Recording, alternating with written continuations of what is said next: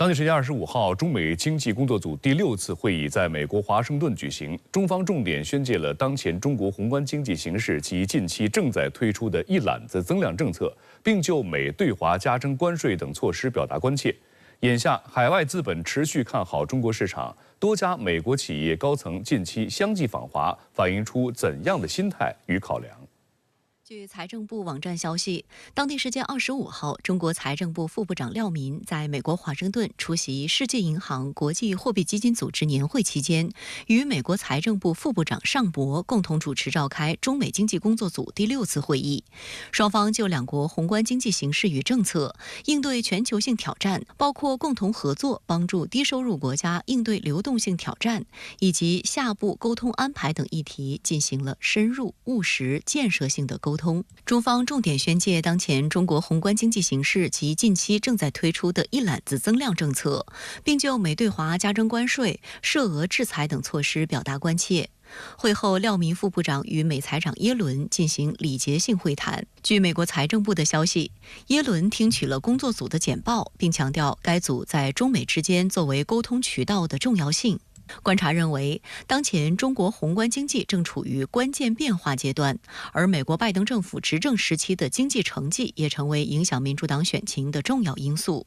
中美经济一损俱损，一荣俱荣，为了彼此都能够在稳定的经济环境下得到发展，美国也希望加强与中国的沟通与协调。其实在第5次经济工作会议，他还提了一个限制对华投资的，还有一个中国企业的利益的问题。这2个点呢，在这一次会谈中呢，没有再出现了。那也就意味着在这2个方面可能是有进展的，所以这其实是一个比较积极的信号。今年9月下旬以来，中国政府针对宏观经济陆续推出一揽子增量政策，包括降准、降息、支持房地产市场的措施等，有效提振了国内和全球资本市场信心。然而，深圳卫视注意到，美方在会议中仍将重点之一放在批评中国存在所谓产能过剩的问题上。当地时间22号，美财长耶伦还批评中方最新一轮经济措施仍不足以刺激需求。北京外国语大学学者陈征向深圳卫视表示，此次中国政府推出提振经济一揽子增量政策，正值美国的降息周期。美方官员由此担忧，在降息周期释放出的流动性，如果被中国的经济提振政策吸走，可能对美国经济造成冲击。因此，耶伦的表态存在美方自身利益考量。中国 GDP 构成大量的是来自于生产，而美国人他的这套金融体系呢，他是鼓励举债消费的，这个其实是违背中国传统的这种财富积累观念的。我认为这个中国的消费都不太可能走美国消费的那样一条路子。廖民在美期间还表示，除货币政策外，中国还将加大财政政策逆周期调节力度，在化解地方政府债务、稳定房地产市场等方面实施一系列强有力措施，通过政府支出撬动社会投资，刺激消费，增加有效需求。中国有信心实现全年5%左右的经济增长目标，并继续为全球经济增长注入动力。廖民在美期间还接受了美国媒体的采访，针对外界关注的一揽子增量政策，廖民表示，此举主要围绕提振内需和实现年度增长的目标展开，但任何财政政策细节都要在2周后的全国人大常委会会议后才公布。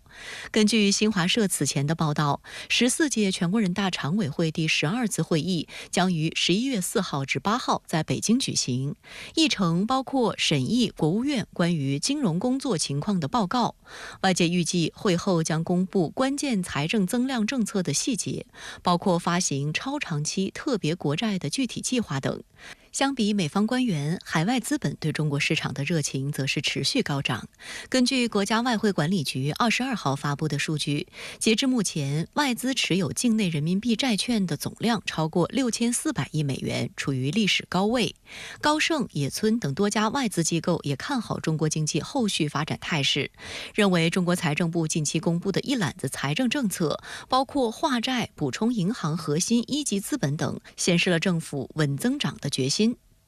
此外，多家美国企业高层近期相继访华。25号，中国人民银行行长潘功胜会见了来访的黑石集团董事长兼首席执行官苏世民一行，双方就全球经济金融形势、中国宏观经济政策等议题进行了交流。同一天，商务部部长王文涛会见了美国苹果公司首席执行官库克。库克称，中国的高速发展帮助苹果公司实现了快速和可持续的增长。苹果公司将中国视为重要市场和关键供应链伙伴，将致力于在华长期发展，持续加大对供应链、研发等领域的投入，也愿意继续为推进中美经贸领域沟通交流发挥桥梁作用。而在此前23号会见中国工信部部长金壮龙时，库克也强调了中国在其全球业务中的重要性，并表达了苹果公司对中国市场的长期承诺。这是库克今年第2次访问中国。外界注意到，除了与中国政府高层会面以外，库克带领的团队此行另一大任务是加强与中国关键供应商的沟通，分别走访了位于湖南长沙和江苏昆山的2家负责苹果手机零件生产和总装的工厂等。有业界分析指出，对苹果公司来说，中国不仅是最大的消费者市场，中国产供链在苹果生态中也一直处于重要地位。此次跟随库克来华的苹果公司首席运营官威廉姆斯也首次透露，过去5年，苹果在中国智能制造和绿色制造领域的投资达到200亿美元。有分析认为，眼下距离美国大选只剩不到10天，面对选举结果可能对中美经贸关系带来的不确定性，美国企业主动加强对华沟通，不仅凸显对中国市场发展机遇的重视，更体现出中美经济深度互融下要合作不要对抗的人心所向。美国企业其实历来是中美关系的这个压舱石。我们也知道，马上美国大选将尘埃落定。那么，如果是以特朗普为代表的派系他们掌握政权的话，他们的政治主张就是要跟中共脱钩。那么这种脱钩论，我认为会让很多美国企业寝食难安。因为这个是自断了美国企业的生路。中国现在还是世界上最大的市场之一，也是美国企业最大的产业链的供应方，所以我认为美国企业目前做的也是去提前对冲对于中国经济的一些负面的影响。近日，美国再祭出价值约20亿美元的对台军售大单，中国外交部国台办相继发声批驳美方此举，并表示将予以坚决反制。作为拜登任内的第17次对台军售，此次军售案有何不同？首次对台出售的国家先进地对空导弹系统有何玄机？27号，国务院台办发言人朱凤莲应询表示，中方坚决反对美国向中国台湾地区出售武器，这一立场是一贯的、明确的。美方一再违背其领导人不支持台独的承诺，助长台独冒险行径，破坏台海地区和平稳定。我们对此坚决反对，敦促美方恪守一个中国原则和中美3个联合公报，特别是817公报规定，停止武装台湾，停止向台独势力发出任何错误信号。此前一天深夜，外交部发言人表示，中方强烈谴责，坚决反对，已向美方提出严正交涉。美国执意以台制华，以武助独，与美方领导人的不支持台独表态完全背道而驰，与双方稳定中美关系的努力完全背道而驰。中方敦促美方立即停止武装台湾，立即停止破坏台海和平稳定的危险行径。中方将予以坚决反制，并将采取一切必要措施，坚定捍卫国家主权、安全和领土完整。此次中方暂未祭出具体的反制措施，但深圳卫视注意到，今年以来，中方已就美对台军售实施5轮反制措施，涉及美方企业已达35家。最近一次在本月10号，中方宣布对边缘自治运营公司、亨廷顿英格尔斯工业公司、斯凯迪奥公司等3家企业及遥感舵公司创始人史蒂文·鲁德等10名高管人员采取反制措施。有岛内学者表示，美国对台军售也是其霸权主义扩张的具体表现。大陆方面的制裁措施一针见血，具有强烈的震慑效应。有观察也指，随着中方反制工具箱不断完善优化，对涉对台军售的美国军工实体的反制力度也将不断加强。最新的这笔对台军售案由美国五角大楼25号宣布，总价值近20亿美元，包括向台湾出售3套总价11.6亿美元的国家先进地空导弹系统，以及价值8.28亿美元的 AN/TPS-77 和 AN/TPS-78 雷达系统，其中将包括3套哨兵雷达系统、123枚增程版中程先进空对空导弹、2组导弹制导系统以及4套多功能资讯发布系统等。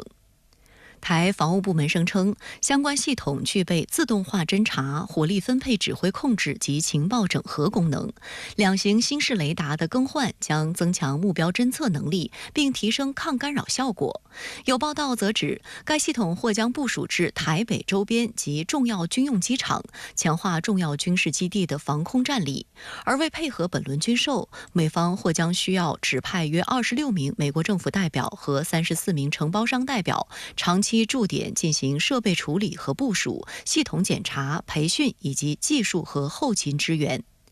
值得注意的是，作为拜登政府任内第17次对台军售，此次军售案也是其任内数额最大的一次。观察指，拜登在总统任期的最后阶段不断加码对台军援，有巩固政治遗产之嫌。目前距离美国大选投票日不足10天，此时发布高额军售也引发外界猜测。除了数额创纪录，此次美方还首次向台湾提供了国家先进地对空导弹系统。公开资料显示，这套导弹系统由挪威和美国合作研发，主要承包商为美国军工巨头雷神公司，最多可对120千米范围内的60个目标进行监控，拦截射程达50千米。目前在太平洋范围内，仅有澳大利亚和印度尼西亚使用该系统。值得一提的是，该系统使用雷神公司的 AIM-120导弹作为主要武器，台军若装备，无需再大量采购备弹。不过，有岛内军事专家就指出，本轮军售仍是政治意义大于实际意义。台军就算配备了这些系统，也不会提升多大战力，还意味着后续要继续乖乖交钱。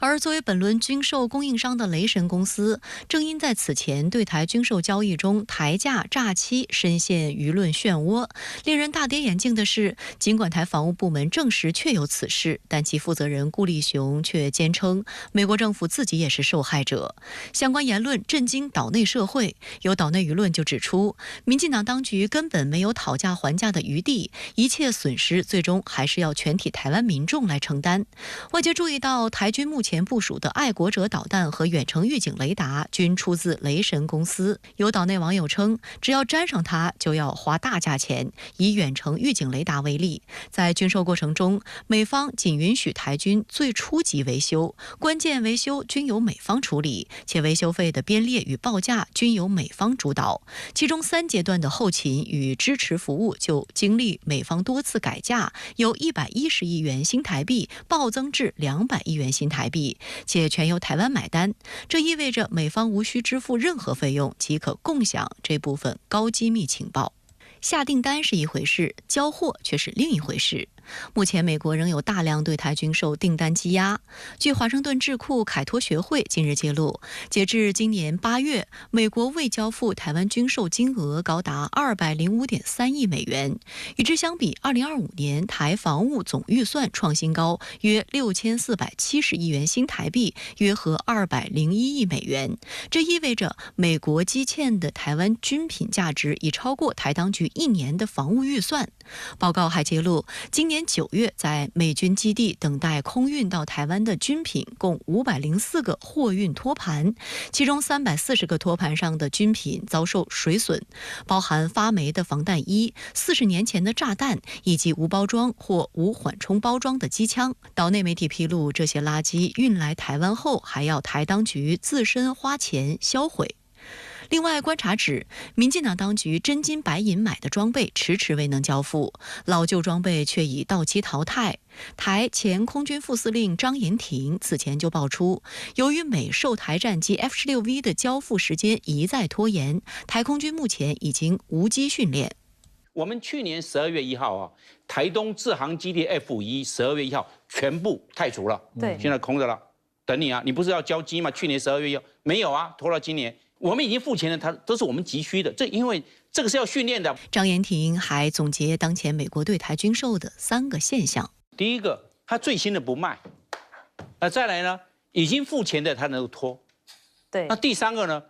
我们不要的，他出清存货。外交部发言人林健此前曾表示，美方接二连三对台售武，为民进党当局顽固坚持台独立场、挑衅一个中国原则撑腰打气。这一事实再次证明，当前台海和平稳定面临的最大威胁，对台海现状的最大破坏，就是台独势力的分裂活动和以美国为首的外部势力的纵容支持。民进党当局妄图以武谋独，美国执意以武助独，必将引火烧身，自食恶果，以失败告终。国安理会将于当地时间今天下午3点就中东局势举行紧急会议。此前，伊朗外长阿拉格齐表示，已致信联合国，呼吁召开联合国安理会紧急会议，采取果断立场，谴责以色列对伊朗的袭击。黎巴嫩常驻联合国代表团也已就今年10月15号到10月24号期间以色列对黎巴嫩的袭击，向联合国安理会提出申诉，要求安理会与国际社会采取行动，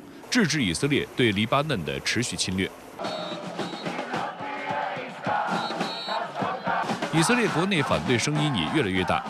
近日，以色列国防部外爆发抗议，一些抗议者手持标语，要求立刻停火、停止战争和流血。还有抗议者认为，以色列军事行动的目标已达成，要求政府与哈马斯达成协议，促成被扣押在加沙地带的人员获释。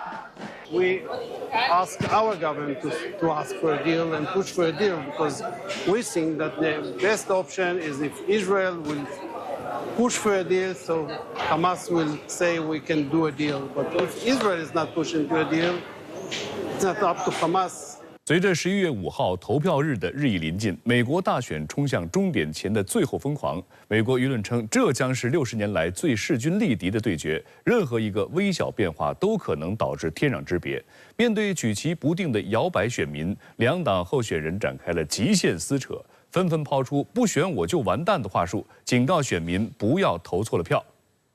美国大选进入最后的冲刺阶段，哈里斯26号继续转战摇摆州密西根，并首次请来美国前第一夫人米歇尔·奥巴马站台助阵。集会的主题是支持堕胎权。米歇尔·奥巴马现场喊话男性选民，称如果选择共和党的特朗普，就是投票反对女性。Please do not hand our fates over to the likes of Trump, who knows nothing about us, who has shown deep contempt for us.Because a vote for him is a vote against us, against our health, against our worth. 米歇尔·奥巴马还渲染了一幕幕具体又可怕的画面，警告选民若投错票，当你爱的人不幸遭遇生产意外，后悔都来不及。If your wife is shivering and bleeding on the operating room table during a routine delivery gone bad,her pressure dropping as she loses more and more blood, or some unforeseen infection spreads and her doctors aren't sure if they can act,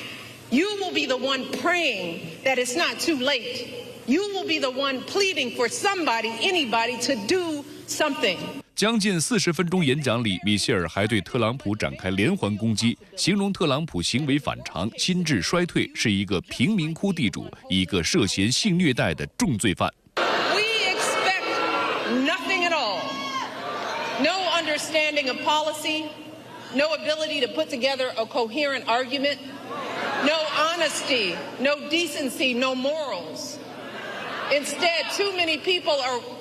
willing to write off his childish, mean-spirited antics by saying, well, Trump's just being Trump, rather than question his horrible behavior. Some folks think he's funny.在米歇尔·奥巴马介绍下，哈里斯登场并继续狠击特朗普，指特朗普每天只顾对镜自照，而哈里斯则承诺他将关照所有的美国人民。In my whole career, I have put the people above partisanship. I never asked somebody, "Are you a Democrat or a Republican?" before I offered help. Instead, the first and only thing I asked is, how can I help you? And that is a major difference between Donald Trump and me. 另一边，共和党总统候选人特朗普也大打恐吓牌。当地时间26号，在摇摆州宾夕法尼亚州的一次集会上，特朗普称，如果哈里斯当选，整个国家将变成一个移民营。She has eradicated our sovereign border, and she has unleashed an army of migrant gangs who are waging a campaign of violence and terror against our citizens all over our country. Kamala has imported an invasion of criminal migrants from prisons and jails. 他还吐槽哈里斯与其他国家领导人打交道方面能力太差，让他当总统就是拿数百万人的生命冒险。他铁定会让美国卷入第3次世界大战。You don't have to send your kids out to war, have your kid blown up for a country that you've never heard of and that doesn't want anything to do with you anyway. But I will not send you to fight and die in a foolish, never-ending foreign war. 与此同时，特朗普开始大打中国牌拉选票。26号晚，他在密歇根州集会时再次谈及关税政策，表示美墨边境有大量中国企业的汽车工厂，他将用高额关税限制汽车入口。And they were going to flood our country with cars from just across the border, and I killed him. You know why I killed him? Because I said, we're not going to have it. I'm going to win, and I'm going to put tariffs on those cars, and those cars will never be able to pay the tariff because it would be too high. And they gave up on the project. 此外，特朗普近日还做客了全美最热的播客节目，接受了将近3小时采访，其中就再次提及台湾偷走了美国芯片生意，称台湾若要美国保护，就应该支付保护费。You know, Taiwan, they stole our chip business. Okay? They want us to protect, and they want protection. They don't pay us money for the protection, you know? The mob makes you pay money, right?